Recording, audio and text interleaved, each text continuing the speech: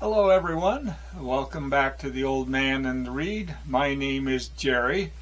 Today I'm going to attempt to do a video talking about the books by Toni Morrison that I've read. Toni Morrison is another one of those writers that I read many years ago. And so I've had to go back and try to recall exactly what the books were about. But I'll give it an attempt anyway.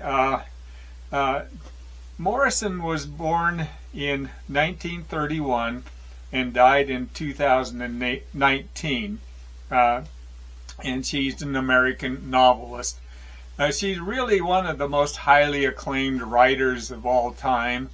And she was a Nobel Prize winner in 1993, but she won several major literary awards in her career. Just an incredible writer.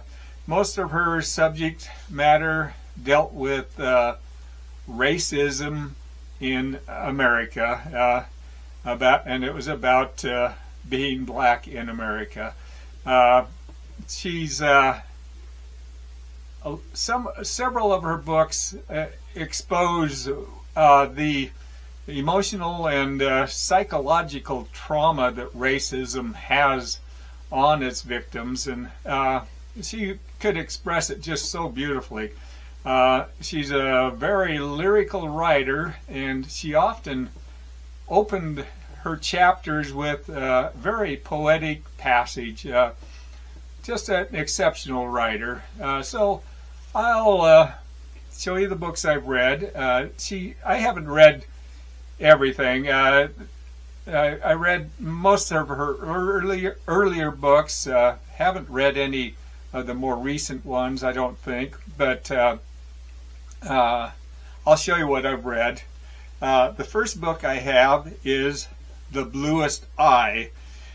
This was published in 1970, and it's about a young girl named Piccola. She dreams about having blue eyes because she believes that that will make her beautiful and not ugly like people call her. She's been raised in a fairly abusive family. Her parents are abusive.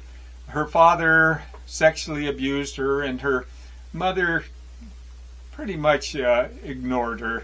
Her mother was a servant for a wealthy white family, and she actually preferred that family over her own. So Piccola grew up in a very dysfunctional life. It's a very powerful story, and it has to do a great deal with self-esteem and self-loathing of oneself. In 1973, she published Sula, and this is a story about two young girls and their friendship growing up in a place known as the Bottom.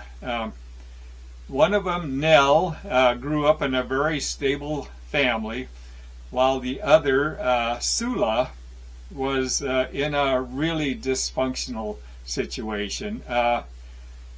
As they grew up, or once they grew up, Nell eventually married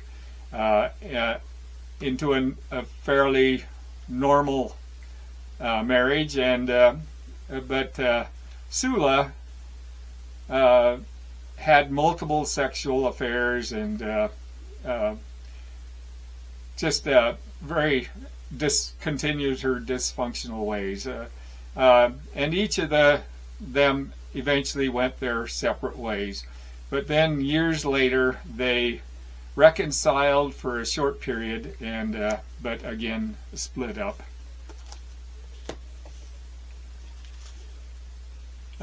In 1977, she published Song of Solomon, and this follows a man called Milkman.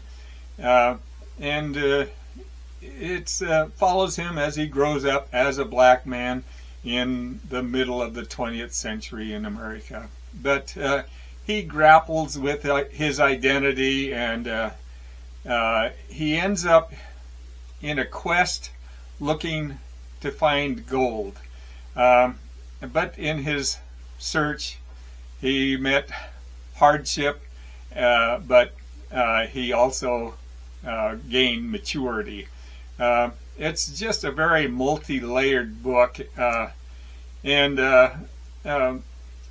Morrison brings everything together in the last section of the book. It followed many different characters, and I thought actually the women in the book are the ones who really stood out.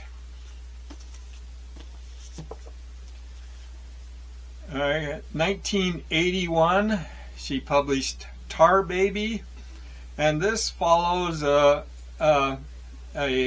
mostly follows a young, beautiful young woman named Jadine. She's staying at the home of a wealthy white couple, Valerian and Margaret Street, who live on their own private island.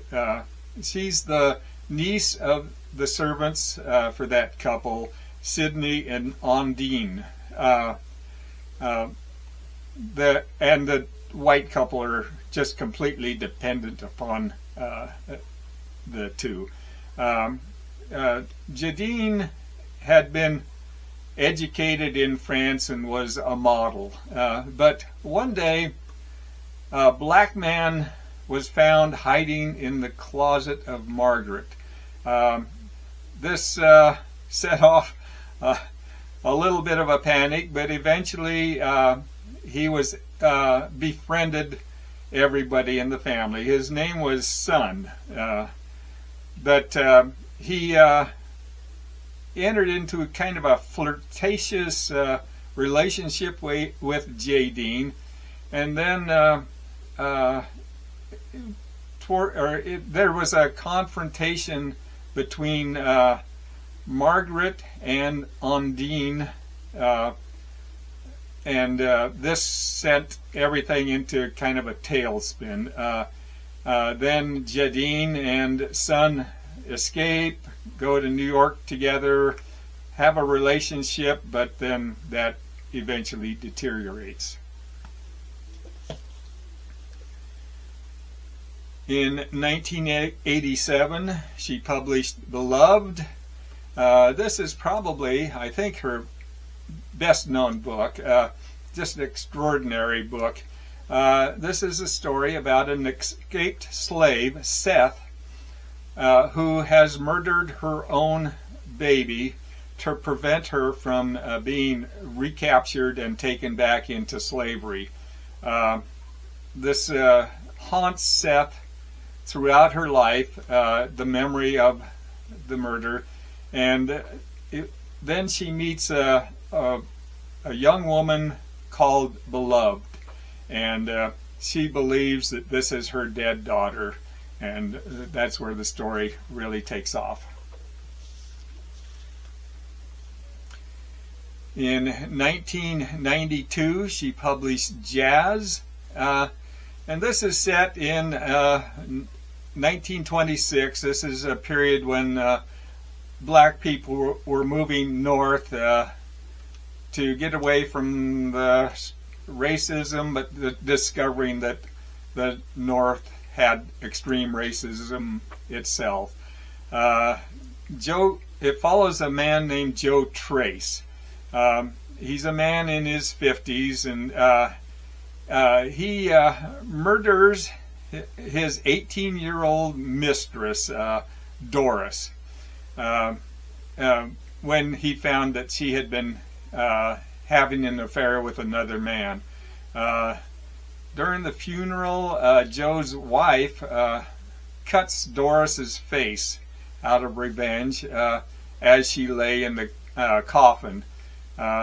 And Morrison told this story in just the first few pages of the book and fleshed out all of the details and the background for the rest of the story. In 1997, she published Paradise, and I thought, for me, this was probably Morrison's most difficult book to read. It has just multiple characters, and really, I couldn't detect a central plot. But it takes place in a town called Ruby, a small town that's inhabited by almost all blacks, and it's also includes a building that's outside of town that's known as the convent. But it opens with a group of men breaking into the convent and searching for the women in it. And then the story just weaves in and out about the background of each of the women that's in the convent. And the last book I have by Toni Morrison was published in 2012, Home. And this is basically a story about a young man returning home from combat in Korea. He's traveling across the country to his home in Georgia, but he's tormented by memories of the friends he lost and by the people he killed in combat. So those are the books I've read by Toni Morrison. Just an incredibly good writer, very poetic prose, wrote some very profound and powerful stories, and just really a great writer. So I'd like to thank you for watching, and hopefully I'll see you on another video. Thanks.